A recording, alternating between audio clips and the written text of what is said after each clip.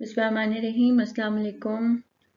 Dear students, today we are going to discuss Unit 8 and 9 from Focus on Comprehension. So count this lecture equivalent to 2 credit hours.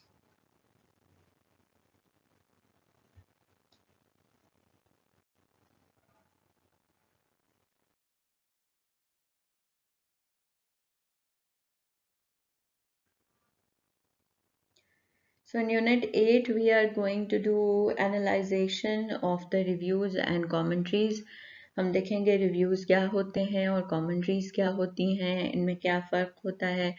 इस unit का मकसद जो है वो अगली slide में हम डिस्कस करेंगे कि आपको इस यूनिट से क्या सीखना चाहिए।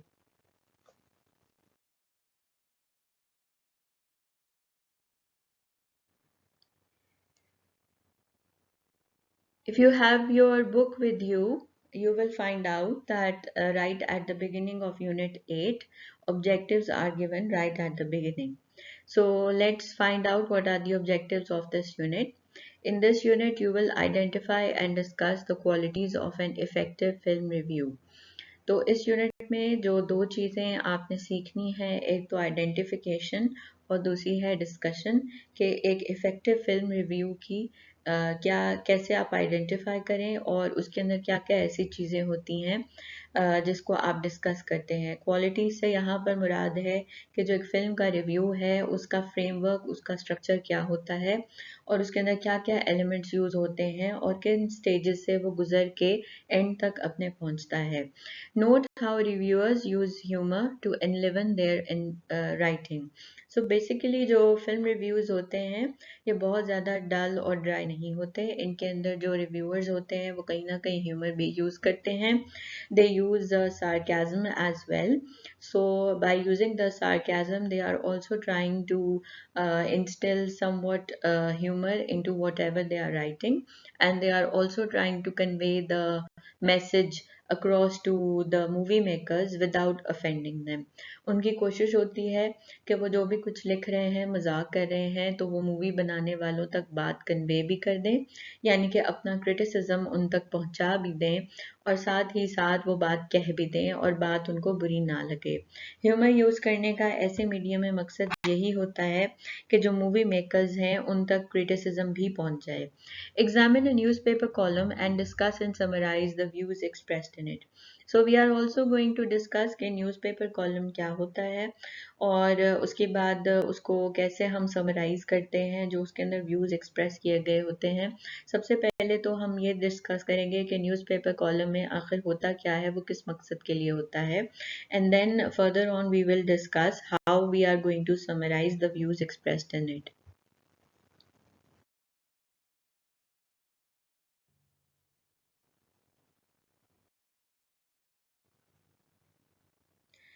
What is a review? Before we see a film or read a book, we often make a point of reading a review. A review is essentially one person's view of a product or work of art. It is important that the reviewer is an expert and that we respect his or her opinions. तो सबसे पहले अगर आप कोई भी चीज़ ख़रीदने जाते हैं, कोई ऐसी ख़ास चीज़ है जिसको ख़रीदने से लेकर आपके कंसर्न्स हैं, तो आप क्या करते हैं? आप सबसे पहले इर्द-गिर्द वालों से पूछते हैं। फॉर एग्ज़ाम्पल अगर आपने कोई नई खाने-पीने का आपने कोई चीज़ ट्राई करनी है या अगर आपने किसी नए रेस्टोरेंट जाना है, तो सबसे पहले आप क्या करेंगे? Today nowadays it is the age of social media. So what people do, they read the reviews on the relevant Facebook page. Facebook होता है या Instagram होता है, उसके ऊपर आप लोगों के कमेंट्स जाकर पढ़ते हैं, स्टार रेटिंग आप देखते हैं। स्टार रेटिंग भी रिव्यू का ही हिस्सा होती है। तो रिव्यू आजकल के ज़माने में स्टार रेटिंग की सूरत में, ब्रीफ कमेंट्स की सूरत में फेसबुक, इंस्टाग्राम और जो बाकी जो कोई सोशल मीडियम्स हैं उनके ऊपर मौजूद होते हैं। तो उसी तरीके से जब हम फिल्म रिव्यू की बात करते हैं तो फिल्म रिव्यू के अंदर भी जो रिव्यूअर होता है वो फिल्म के हर एक कंपोनेंट के के बारे में लिखता है अपने रिव्यू के अंदर.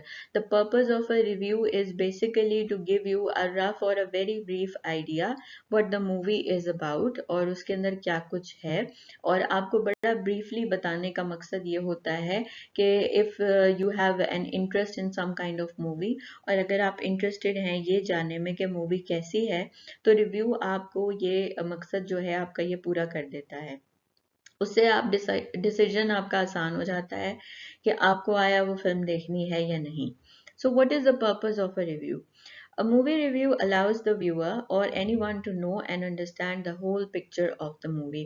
So basically three hours की वो जो मूवी होती है वो उसको एक रिव्यू के अंदर जो है वो कर देते हैं ताकि आपको आसानी हो डिसीजन लेने में.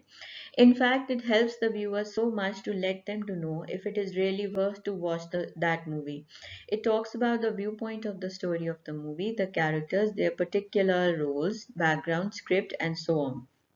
सो एक अच्छा रिव्यू क्या होता है जो कि हर चीज़ मूवी की डिस्कस करे, from the characters to their roles to the background script acting भी, उसके बाद जो बैकग्राउंड में म्यूज़िक होता है उसके अंदर जो म्यूज़िक होता है, एक्शन सीक्वेंसेस होते हैं उसमें, सिमुलेशन या जिसे हम सीजीआई टेक्निक कहते हैं वो कैसे यूज़ होता है based upon whatever the topic of the movie is. This is why it gives a definite picture to the viewers.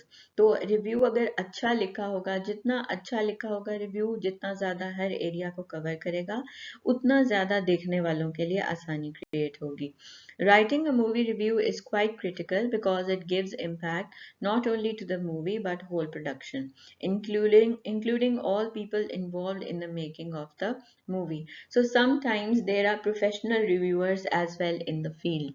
यहाँ पर मैं आपको बता दूं कि हमारे पाकिस्तान में शायद ये ट्रेंड नहीं है, but in the countries abroad ये ट्रेंड है कि फूड रिव्यूअर्स, जो फूड क्रिटिक्स जिसे हम कहते हैं, वो मौजूद होते हैं, बिल्कुल जैसे मूवी क्रिटिक्स होते हैं.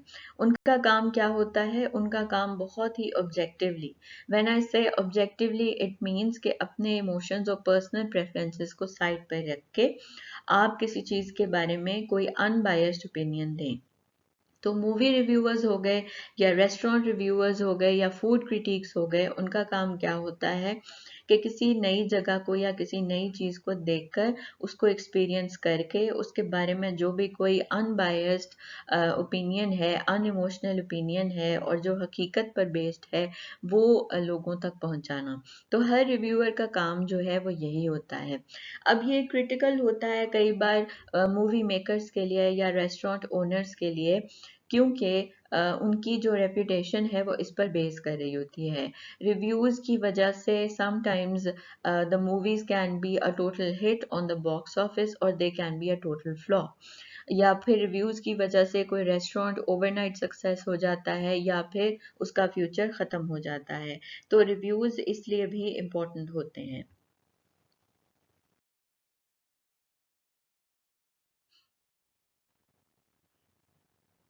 After discussing what a movie review is and what is the purpose of a movie review, we are going to now analyze the structure of a movie review. Basically, we are going to discuss with reference to the movie review that is given in your book. आपकी जो सबसे पहला जो movie का review दिया गया है, if the book is open right in front of you, page 60 from unit 8, the Matrix revolutions.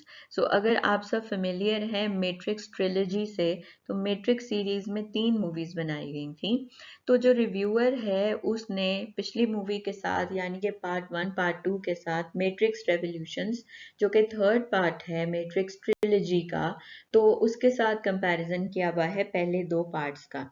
और उसने वो इस रिव्यू को शुरू से लेकर चला है.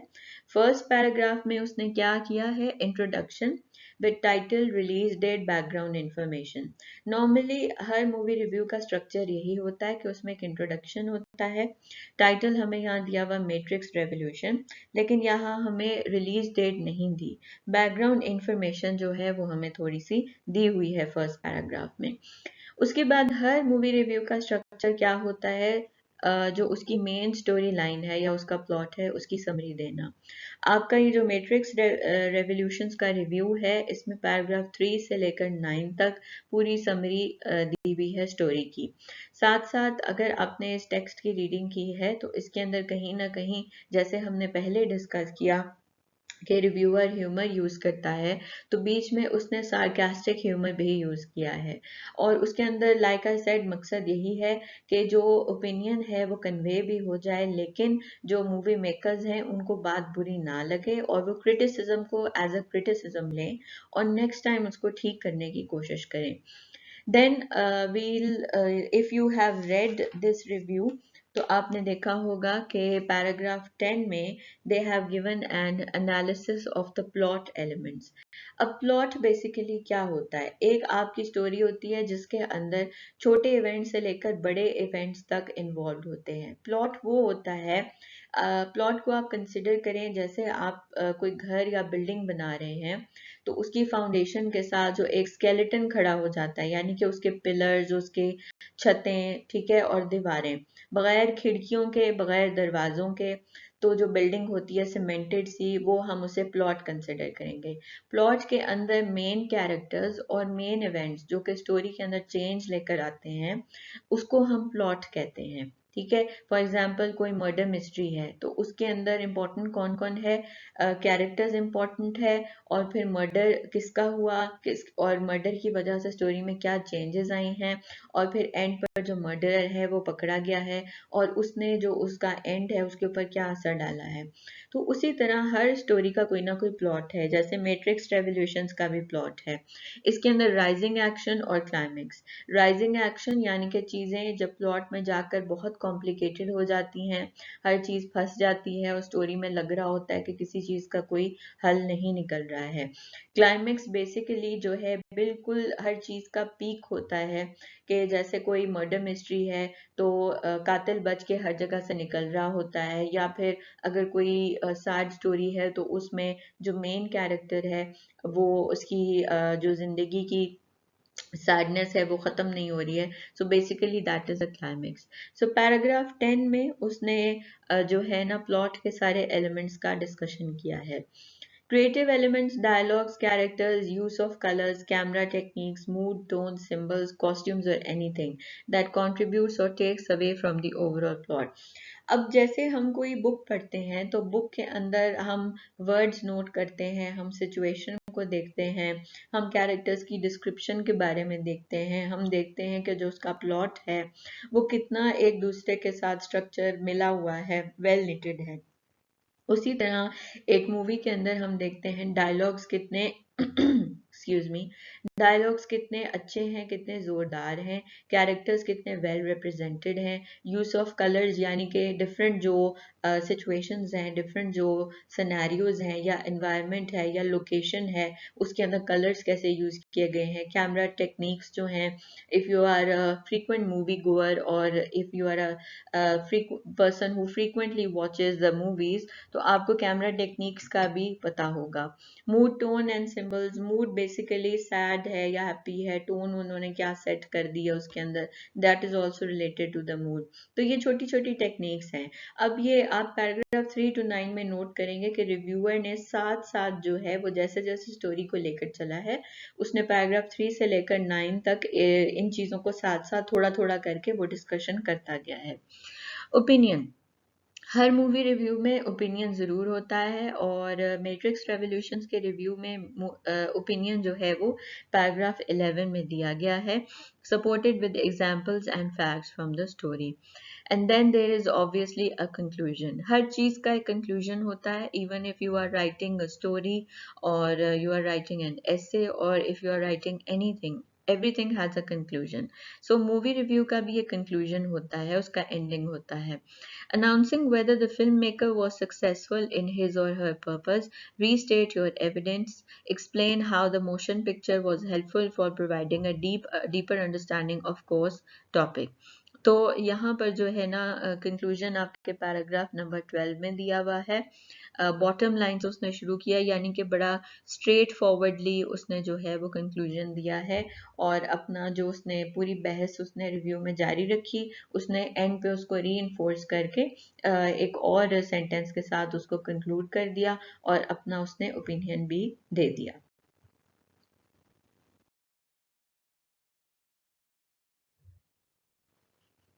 After discussing the movie review, we are now going to discuss what is a newspaper column. Newspaper column हम क्यों discuss करेंगे? Because on page 64 there is a newspaper column given. So पहले हम ये discuss करेंगे कि newspaper column आखिरकार होता क्या है. A column is a regular piece or an article in a newspaper, magazine or any publication. Regular piece और an article newspaper में, अगर आपको newspapers पढ़ने का शौक है या आप वैसे ही interest रखते हैं, in fact it is a very good habit, and studies have also proven that people who read newspapers frequently are more well informed और उनकी language भी ज़्यादा अच्छी होती है. अगर आप सब भी इंग्लिश न्यूज़पेपर्स थोड़े थोड़े करके पढ़ना शुरू करें, तो फिर शायद आप ये रिक्वेस्ट नहीं करेंगे कि प्लीज़ लेक्चर जो है उर्दू में डिलीवर करें, because then you will be able to understand what I will be saying in English. So a column is a regular piece और एन आर्टिकल. नॉर्मली जो कॉलमिस्ट होते हैं उनका काम क्या होता है, वो एक कॉलम या एक फीचर या आर्टिकल लिखते हैं, और उसके अंदर कोई टॉपिक की रिस्ट्रिक्शन नहीं होती, और ना ही उसके ऊपर नॉर्मली जो न्यूज़पेपर या मैगजीन के कोई रूल्स हैं वो अप्लाई होते हैं. सेंसरशिप भी एज सच नहीं होती, और जो लिखने वाला होता है वो अपने ओपिनियन का खुल के इजहार कर सकता है. कई बार ऐसा होता है कि कॉलम एक ही टॉपिक से रिलेटेड होता है, तो वो मुसलसल वो चलता रहता है, या तो 2-3 दिन या फिर एक हफ्ता. इट डिपेंड्स के टॉपिक की लेंथ क्या है. फिर उसके बाद कई बार वो हर रोज़ कोई रेगुलर राइटर्स होते हैं, रेगुलर कॉलमिस्ट होते हैं, वो हर रोज़ किसी नई चीज़ के ऊपर लिखते हैं. पब्लिश डेली और वीकली. तो लाइक आई सेड कि या तो डेली कॉलम्स पब्लिश होते हैं या फिर वीकली होते हैं. कंटेन्स द राइटर्स ओपिनियन और point of view. So columns के अंदर और रिव्यूज के अंदर दोनों में एक कॉमन बात क्या होती है कि दोनों में लिखने वाले का पॉइंट ऑफ व्यू मौजूद होता है, लेकिन रिव्यू के अंदर जो पॉइंट ऑफ व्यू है that is based on the objective facts, यानी कि जो चीज़ जैसी इस दुनिया में नज़र आ रही है उसको वैसे ही बताना. लेकिन न्यूज़पेपर कॉलम का थोड़ा सा उससे फ़र्क ये है कि इसके अंदर राइटर का अपना ओपिनियन और पॉइंट ऑफ व्यू आ जाता है, और ज़रूरी नहीं आप उससे हर बार अग्री करें. No restriction involved in column writing, whatever the observation, experience, and knowledge the writer has about the specific topic or subject. So, like I told you before, इसमें कोई बंदिश नहीं होती, कोई restriction नहीं होती. Columnist के लिए they can write about whatever they want to, provided शर्त ये है कि जो टॉपिक है वो कल्चरल जो हमारी रिस्ट्रिक्शंस हैं, कल्चरल नॉर्म्स हैं, उनके खिलाफ हो ना जाए, हमारे तहजीब के खिलाफ ना जाए. So what ever the observation, जो भी कोई कॉलमिस्ट ऑब्जर्व करते हैं वो उसे लिखते हैं, but the point is to present any topic in a very new manner, या फिर कोई थॉट प्रोवोकिंग हो, यानी कि जो कुछ भी वो लिखें, आप कई बार आपने उस टॉपिक के बारे में देखा हो या आपने वो चीज़ को अपने इर्द गिर्द होते महसूस किया हो, लेकिन उनके लिखने का अंदाज मुख्तलिफ होता है कि आप किसी आम सी चीज़ को भी ख़ास समझ के उसके बारे में सोचने पर मजबूर हो जाते हैं. The in-depth knowledge of the subject the writer possesses. So this is a very important point, that whoever is writing a column first has to do his or her homework. जो कॉलमिस्ट होते हैं उनका जिस चीज़ के बारे में वो लिख रहे होते हैं, पहले उन्होंने उस सब्जेक्ट पे या उस टॉपिक के बारे में बहुत ज़्यादा रिसर्च की होती है, उसके बाद वो कुछ लिखने बैठते हैं. A voice or a viewpoint of a columnist, not the newspaper. So कई बार न्यूज़पेपर्स या मैगजीन्स के जो एजेंडाज होते हैं वो डिफरेंट होते हैं, and it's not necessary that a columnist always follows the agenda of a newspaper और अ मैगजीन. ठीक है, वो अपना भी ओपिनियन जो है वो दे सकते हैं. Generally written using first person singular or third person singular. तो ये जो है ना ग्रामेटिकल रूल आ गया है. Speaks about the hot issues in society और पॉलिटिक्स और even displays the experiences of the writer about a specific subject. So sometimes it so happens that if there is some kind of hot topic, hot debate about something going on in the society या politics में, for example जैसे आजकल senate के elections का ज़्यादा चल रहा है, तो आप अगर नोट करें आपके घर में अगर अखबार आता है, अब तो ऑनलाइन भी अखबार जो है उनकी वेबसाइट्स पर अवेलेबल हैं, अगर आप खोल के देखें तो ज़्यादातर जो कॉलम्स होंगे वो सेनेट के इलेक्शन से रिलेटेड होंगे. फिर अगर सोसाइटी में लेट से कोई चाइल्ड अब्यूज़ ज़्यादा जिन दिनों चल रहा था उसके ऊपर ज़्यादा कॉलमिस्ट लिखते रहे. फिर कुछ ऐसे भी होते हैं जो कि हट के लिखते हैं, वो अपने ट्रैवल एक्सपीरियंसेस के बारे में लिखते हैं. फिर कई बार उन्होंने अगर कोई छोटी सी चीज़ हिस्ट्री में से बतानी होती है, करंट सिचुएशन के साथ उसको रिलेट करना होता है, तो वो क्या करते हैं, वो हिस्ट्री में से कोई हवाला देते हैं और फिर उसके बाद उसे करंट सिचुएशन के साथ कनेक्ट कर देते हैं. Reader is free to agree or disagree with the opinions of the columnist, क्योंकि वो कॉलमिस्ट का ओपिनियन होता है. तो it's not necessary that you should agree with the opinion of every columnist. It can happen कि आप disagree करें, but then we have the freedom of speech. तो आप किसी को रोक नहीं सकते हैं अपने अपने ओपिनियन का इजहार करने से. लेकिन मूवी रिव्यू इस लिहाज से थोड़ा सा फ़र्क होता है, वहाँ पर रिव्यूअर जो है वो अपना ओपिनियन नहीं देता है और सॉरी नहीं देता है मूवी रिव्यू में, उसको ऑब्जेक्टिवली बताना पड़ता है. एक मूवी रिव्यू के सारे जैसे कहते हैं फ्रेमवर्क को जिसे कहते हैं फॉलो करते हुए उसने मूवी को उस बेस पर जज करना होता है. लेकिन एक जो कॉलमिस्ट है, ही और she can write about anything or any topic and express their opinions in any way they want to.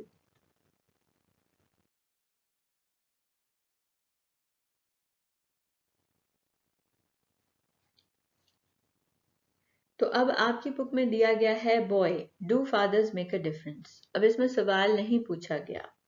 Boy, do fathers make a difference? Now, this is kind of an expression. If you pay attention, there is an exclamation mark at the end of this title. इसका मतलब क्या है कि ये एक expression है, एक dialogue की तरह जो है वो इसके टाइटल को रखा गया है. और इसके पीछे वजह यही है कि एक्सक्लेमेशन मार्क क्यों दिया गया है कि आपके जहन में एक सोच जो है वो डाली जाए. So, first this column prepares the reader by logical opening. पहले जो है ना पहले पैराग्राफ में if you pay attention, if your book is open in front of you on page 64, first paragraph में वो पहले रीडर को प्रिपेयर कर देता है कि आगे क्या आने वाला है. So the first paragraph goes like, while women have been making great strides in the feminist cause in the past 25 years, another quiet revolution has been taking place in the concept of fatherhood. So पहले उसने comparison कर दिया कि औरतें जो है ना वो feminist cause में जबकि पिछले 25 सालों से आगे बढ़ रही हैं, तो साथ ही जो है ना एक और रेवोल्यूशन भी जो है वो आ रहा है, और वो क्या है, फादरहुड में जो है ना उसके कॉन्सेप्ट में चेंजेस आ रही हैं. तो फर्स्ट पैराग्राफ बेसिकली प्रिपेयर कर देता है, prepares the reader that what is going to follow. States the proposition claim by comparing with the past. Fathers today are not the same as fathers 25 years ago. ठीक है, तो ये उसने proposition जो है वो दे दिया है in the third paragraph. Third paragraph states the proposition या फिर क्लेम. प्रोपोजिशन का मतलब यही है, क्लेम जो रिव्यू जो कॉलमिस्ट का आइडिया है, और वो क्या है कि fathers today are not the same as fathers 25 years ago. अब वो इसी क्लेम को, जो राइटर है ना वो इसी क्लेम को लेकर आगे चलेगा. अब फिर स्टेटिस्टिकल एविडेंस, इस स्टेटमेंट को सपोर्ट करने के लिए उसने स्टेटिस्टिकल एविडेंस दिया है which is there in paragraph 4 and 5, जिसमें यूनाइटेड स्टेट्स के अंदर कोई स्टडी कराई गई उसके उसने फैक्ट्स एंड फिगर्स दिए हैं. फिर उसके बाद पैराग्राफ 5 में भी जो है ना 1997 का कोई उसने कंपैरिजन जो है वो दिया हुआ है. फिर उसके बाद पैराग्राफ 6 और 8 में उसने एग्जाम्पल्स दिए हैं. सबसे पहला अपना जो क्लेम है और वो क्या है, fathers today are not the same as fathers 25 years ago. तो इसको सपोर्ट करने के लिए उसने मज़ीद एग्जाम्पल्स दिए हैं पैराग्राफ 6, 7 और 8 में. जिसके अंदर उसने बताया है कि एक और दो औरतों के उसने एग्जाम्पल दिए हैं कि एक को किस बात पर सज़ा मिली और दूसरी को जो है सज़ा मिली, और फिर उसका इफेक्ट क्या निकला। उसके बाद सेकंड जो उसने क्लेम किया है, प्रोपोजिशन और क्लेम इन पैराग्राफ 9, और वो क्या है, but read between the lines and you will find clues to a domestic crisis which has इम्प्लोडेड।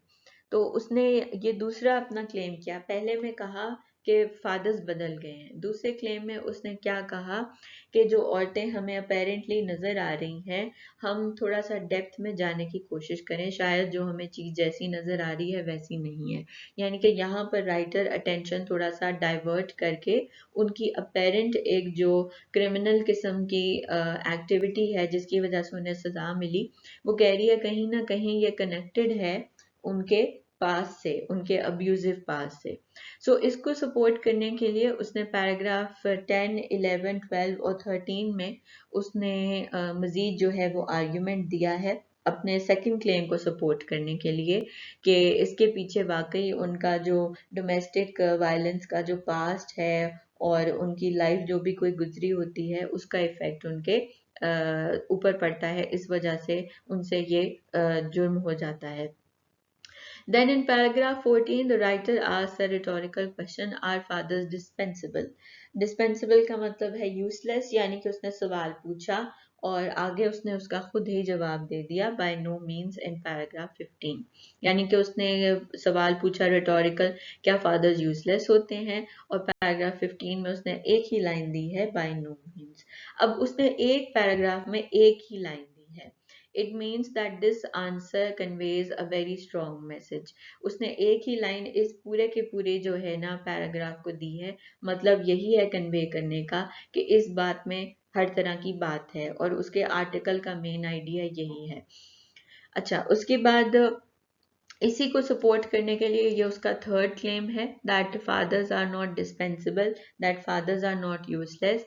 और इसको सपोर्ट करने के लिए उसने पैराग्राफ 16, 17, 18 और 19 में और स्टेटिस्टिकल एविडेंस दिया है, यानी कि और नंबर्स दिए हैं और रिसर्चेस का हवाला दिया है। पैराग्राफ 20 में उसने अपनी इंटेंशन थोड़ी सी क्लैरिफाई की, ये बताकर कि वो जो है ना ये नहीं कहना चाह रही है कि विमेन जो हैं दे आर फेलियर्स, लेकिन जो है ना उसने ये भी बताया है कि वो कुछ ये बताना चाह रही है फादर्स जो हैं उनमें चेंजेस आ गया है। So paragraph 21 to 23, maintaining balance by stating obstacles। अब यहाँ पर उसने पूरे कॉलम का एक बैलेंस मेंटेन कर दिया है। ऐसा तो नहीं है कि वो एक लॉजिकल आर्ग्यूमेंट तक एक चीज की तारीफ कर करके ही पहुंचेगी।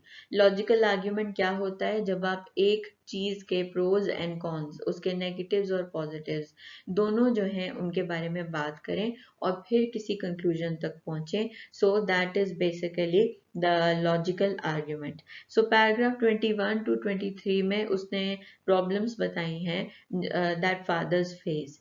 फिर पैराग्राफ 24 टू 25 में उसने और साइंटिफिक एविडेंस दे दिया है इस बात को प्रूव करने के लिए कि जो है ना कैसे motherhood is a biological necessity but fatherhood is a social invention. तो उसने मजीद साइंटिफिक एविडेंस दे दिया है in the words of the anthropologist and the other people कि कैसे कॉन्सेप्ट ऑफ फादरहुड जो है वो चेंज हो गया है।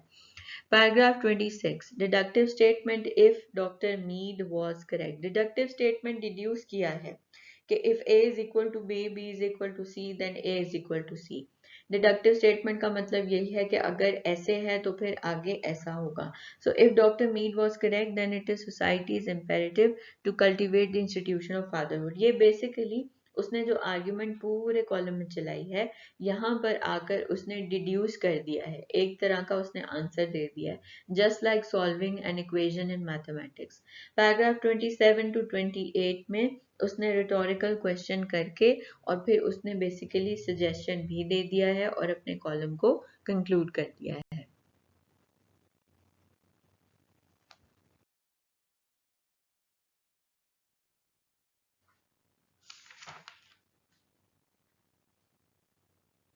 We are now going to discuss Unit 9, and Unit 9 is understanding how an argument is developed. So in the previous unit I have explained at length कि कैसे एक लॉजिकल आर्ग्यूमेंट चलता है.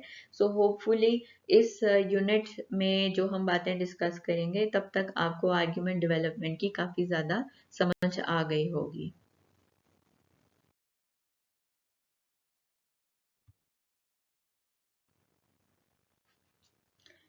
The objectives of Unit 9 are, in this unit you will read and discuss an argument. So इसके अंदर argumentative जो हैं वो passages दिए हुए दोनों, and examine how argument texts are structured and the language used to ensure that the argument is effective. So argument development, argument writing भी एक art है, और even when we are talking to someone, then arguing अभी हमारे culture में काफ़ी wrongly perceive किया जाता है.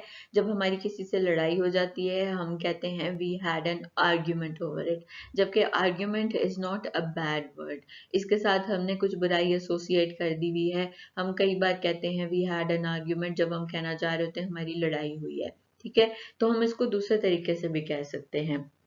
आर्ग्यूमेंट बेसिकली ये है कि जब आपकी किसी चीज़ पर बात हो रही है, अगला बंदा आपके पॉइंट ऑफ व्यू से अग्री नहीं कर रहा, so you have to keep your cool. अपने गुस्से को साइड पे रख के आप कोई लॉजिकल जो है उसको रीज़न देते हैं जिससे वो कन्विंस हो जाए, बगैर लड़ाई किए, बगैर झगड़ा किए, सिर्फ अपनी लैंग्वेज और अपनी जो एक लॉजिकल रीजनिंग है उसके through.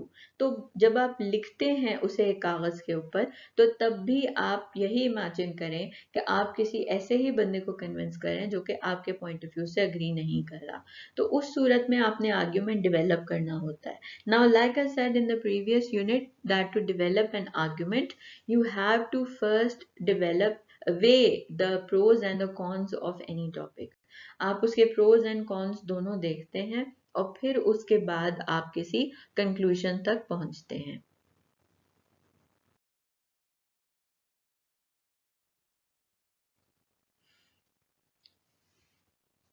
On page 69 of unit 9, मुझे ये आपकी बुक में दी हुई डिस्क्रिप्शन बहुत अच्छी लगी है because it very briefly summarizes what an argument should be. So structuring an argument. An effective argument text is one that convinces the reader by guiding him or her through a logical thought process. Logical thought process. Argument logic पर चलती है. Logic क्या होती है? दो और दो चार वाली बात है कि ये वाला भी फैक्ट है, ये वाला भी फैक्ट है. आप उसमें फैक्ट्स को ही लेकर आते हैं, फैक्ट्स को आपस में कनेक्ट करते हैं ताकि आप उसे जोड़कर अपनी बात को प्रेजेंट कर सकें. Here is a list of the important features of an argument. So argumentative ऐसे है या फिर कोई आर्टिकल है या कोई भी चीज़ है, उसके अंदर आपको ये सारे important features मिलने चाहिए. One point is clearly linked to the next with connective words or phrases. तो ये basically ग्रामेटिकल कैटेगरी से रिलेटेड है कि एक जो जैसे पानी फ्लो करता है और खूबसूरत जैसे ट्रेन आप देखें ऑर्डर में चलती है, तो उसी तरह से खूबसूरत आर्गुमेंट क्या होती है जो कि एक लॉजिकल सीक्वेंस में चले. A point, B point, C point, D point. आप अगर लेट से मैं आपको कहती हूँ डिस्क्राइब अ कार, तो अगर आप कार बताएंगे तो पहले आप उसका एक्सटीरियर के बारे में बताना शुरू होंगे, then you will start telling me about the interior, और फिर आप उसके इंजन की तरफ आएंगे. या फिर आप रिवर्स अप्रोच भी ले सकते हैं. आप पहले इंजन के बारे में बताएंगे, फिर आप इंटीरियर के बारे में बताएंगे, फिर आप एक्सटीरियर के बारे में बताएंगे. लेकिन अगर आप मुझे इंजन के साथ साथ बताते बताते टायर्स के बारे में बताना शुरू कर दें, फिर आप इंटीरियर के बारे में बताएं और फिर दोबारा से आप उसकी बॉडी और मेक की तरफ आ जाएं, फिर मॉडल की तरफ आ जाएं, तो ये चीज़ बड़ी कंफ्यूजिंग हो जाएगी. सो आर्ग्यूमेंट के अंदर आपको यही करना होता है कि पहले आप अपना प्रोपोजिशन दें, जैसे हमने यूनिट 8 के कॉलम में देखा. पहले आप एक क्लेम दें, उस क्लेम को सपोर्ट करने के लिए एग्जाम्पल्स और एविडेंस और डेटा दें. उसके बाद सपोर्टिंग स्टेटमेंट्स दें. सपोर्टिंग स्टेटमेंट्स देने के बाद आप अगर प्रॉब्लम का सॉल्यूशन दे रहे हैं तो एंड पर सॉल्यूशन दें और फिर अपने आर्ग्यूमेंट को कंक्लूड कर दें. This is how an argument is structured. So points are made in a logical order. The writer takes account of a variety of views and deals with them. So एक writer जो कि argumentative कोई चीज लिख रहा है, उसका काम क्या है? सबसे पहले अनबायस तरीके से वो हर तरह के व्यूज को नजर में रखे और उनको वहां पर लिखे कि सम पीपल से this while the other people say that। एक ग्रुप ये कहता है, दूसरा ग्रुप ये कहता है। एक अच्छे आर्ग्यूमेंट डेवलपर का काम यही होता है कि वो आर्ग्यूमेंट के प्रोज एंड कॉन्स दोनों देखे। Humour is use to appeal to the reader. यहाँ ह्यूमर, जब in writing formal piece of writing की बात होती है, तो ह्यूमर का मतलब क्या है? सार्केज्म, यानी कि थोड़ी सी बात मजाक में कह भी देना, थोड़ी सी बात कन्वे भी हो जाना, थोड़ी सी मजाक से, कई बार आप मजाक मजाक में थोड़ी सी सच्ची बात भी कह देते हैं, तो ये उस तरह से है। So straightforward language. So आपके जो है ना, स्ट्रेट फॉरवर्ड लैंग्वेज यूज करना बहुत जरूरी है। ये भी रीडर को अपील करने के लिए बड़ा काम आती है। Now when we say straightforward language, what do we mean by it? कि आप बात सीधी तरीके से कन्वे करें, सिंपल सेंटेंस स्ट्रक्चर यूज करें, घुमा फिरा के बात ना करें। The writer usually appeals to the readers common sense. तो कॉमन सेंस बेसिकली क्या है? कि एक लॉजिकल चीज है कि भाई, अगर आप किसी को थप्पड़ मारेंगे तो प्लीज डोंट एक्सपेक्ट कि वो आपको वापस थप्पड़ नहीं मारेगा।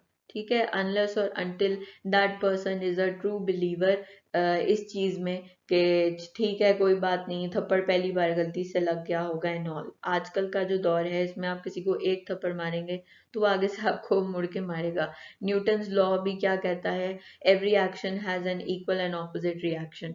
तो यहाँ पर वही बात अप्लाई होती है। कॉमन सेंस की बात है कि आप बॉल जितनी फोर्स से फेंकते हैं, वो उतनी ही फोर्स से वापस आती है।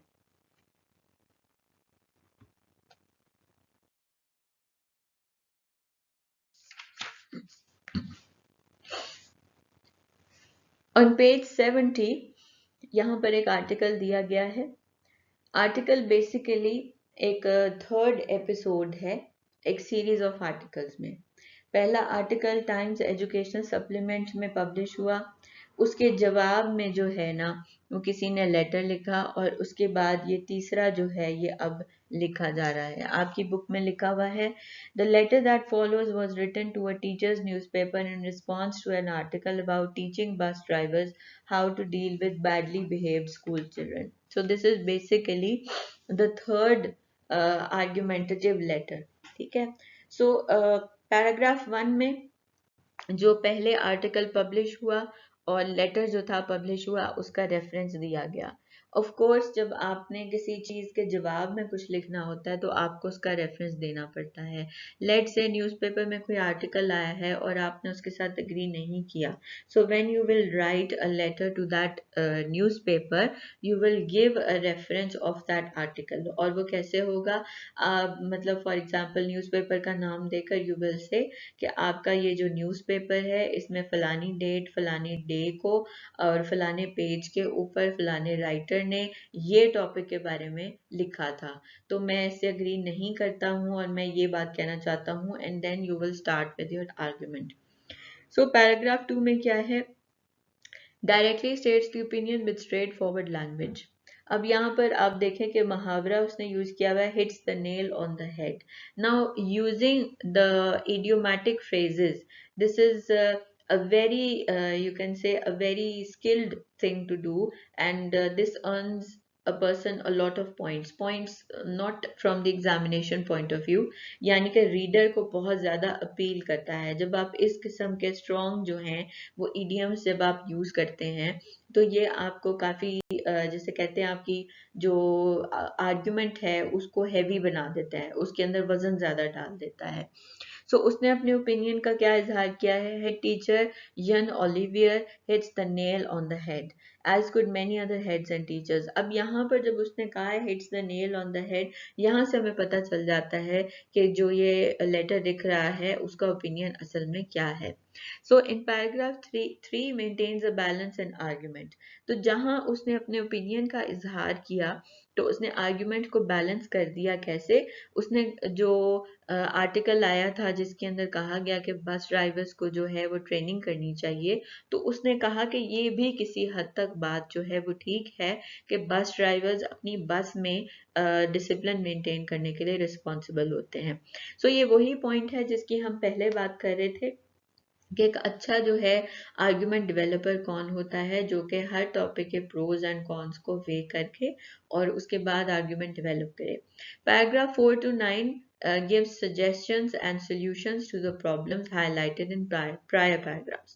So like I told you that a good argument is developed in a way that first a problem is stated, and then you clearly state your opinion, and then you give further, if you are stating a problem, then you try to give solutions to that problem. पहले तो आप logic देते हैं कि आपका जो opinion है वो कैसे सही है, और फिर उसके बाद अगर प्रॉब्लम है तो उसको सॉल्व कैसे करना चाहिए. Then a conclusion stated in clear straightforward manner in paragraph 10. Paragraph 10 जो है bad behaviour is bad behaviour, तो ये वही बात है कॉमन सेंस को अपील करने वाली, जो कि आपके पेज 69 पर दी गई है, कि जो आप लॉजिक दें, जो आर्ग्यूमेंट दें, वो कॉमन सेंस को अपील करना चाहिए.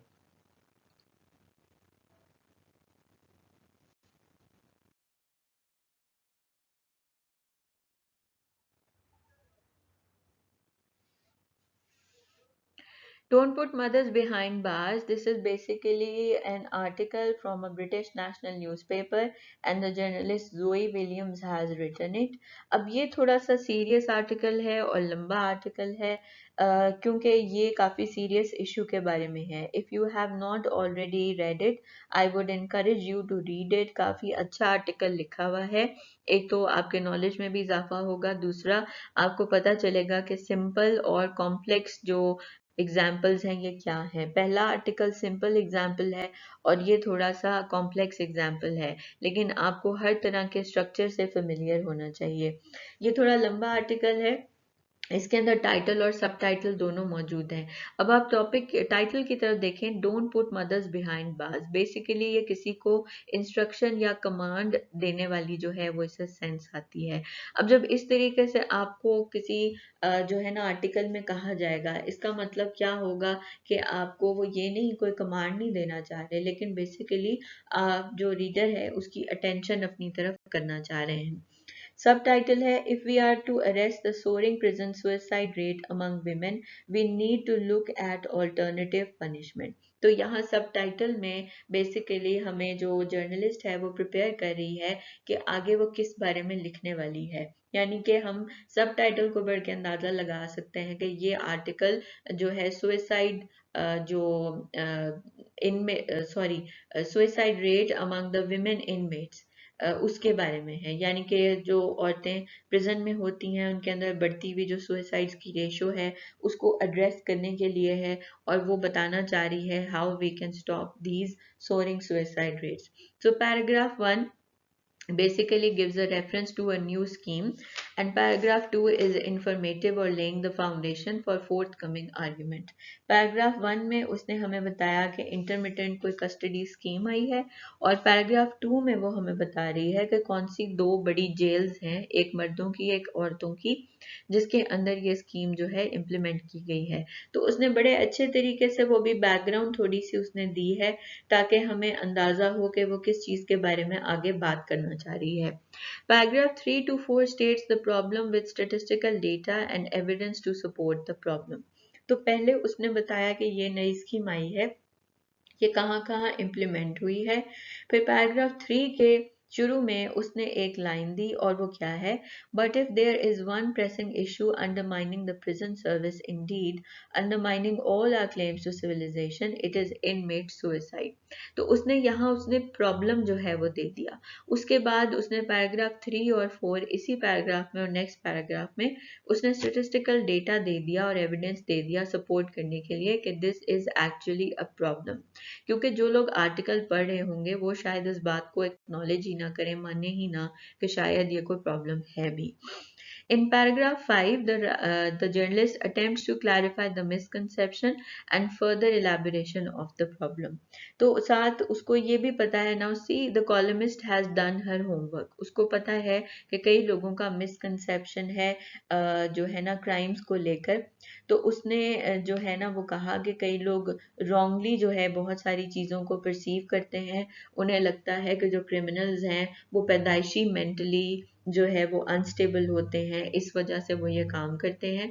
तो थोड़ा सा उसने इस मिसकंसेप्शन को क्लियर करने की कोशिश की और वो फर्दर हमें बता रही है कि प्रॉब्लम असल में क्या है। So paragraph 6 to 7 gives a supporting argument. अब वो जो पैराग्राफ 5 में क्लैरिफाई कर रही है उसको सपोर्ट करने के लिए वो 6 और 7 के अंदर मजीद आर्ग्यूमेंट दे रही है। Paragraph 8 to 9 gives us suggestions for amelioration of the problem. By the amelioration we mean कि कैसे ये जो प्रॉब्लम है, इनमेट सुइसाइड जो रेट है या इनमेट सुइसाइड जो एक्सीडेंट्स हैं, इंस्टेंसेस हैं, इनको कैसे कम किया जा सकता है। तो उसने सजेशन दिया है कि इस प्रॉब्लम को कैसे रिजॉल्व किया जा सकता है। And paragraph 10 gives us the conclusion, जहां पर उसने रिकमेंडेशन की है, find another punishment, make them join a sewing circle, and in the unlikely event that this new policy encourages feckless females to indulge in more crimes, sort it। तो basically उसने conclusion दिया है और उसका जो opinion है उसने उसको रीइटरेट किया, उसने दोबारा से स्टेट किया सपोर्ट करने के लिए कि this is what I support, कि ये जो स्कीम है कि जी उनको कुछ दिन पे सज़ा दी जाएगी, कुछ दिन पे कैसे रिलैक्सेशन होगी, इससे बेहतर है कि हम उन्हें कोई इस तरह की सज़ा दें जिसमें से वो कुछ सीख सके। सो लैंग्वेज इसमें इमोटिव है, emotive means emotional language use की गई है। आर्ग्यूमेंट इज़ क्वाइट लॉजिकल, यानी कि पहले उसने हमें इंट्रोडक्शन बेस उसने प्रॉब्लम का दिया और फिर उसके बाद उसने आगे दिया प्रॉब्लम एग्जैक्टली है क्या, और फिर वो स्टेटिस्टिकल एविडेंस के साथ उसने सोल्यूशन दिया और फिर एंड पर वो उसको कंक्लूजन पर ले आई। And then the language is also straightforward, उसका अंदाज भी स्ट्रेट फॉरवर्ड है।